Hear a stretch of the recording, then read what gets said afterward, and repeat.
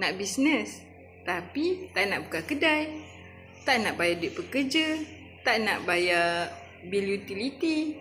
Semuanya yang tu jadi modal yang besar, kan? Betul tak?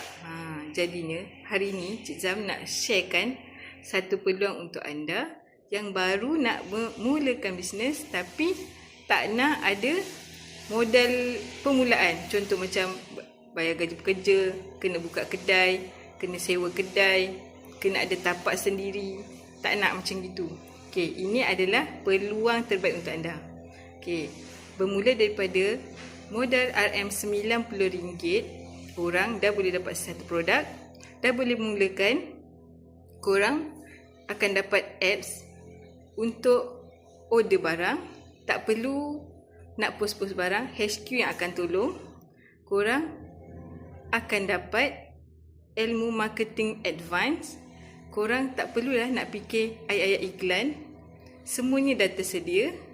Yang paling penting, ke ilmu magnet rezeki.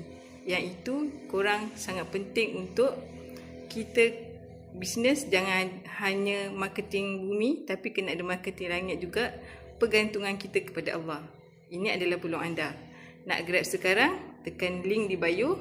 Cik Zam akan kongsikan macam mana untuk korang bermula. Bertindak sekarang. Bye. Assalamualaikum.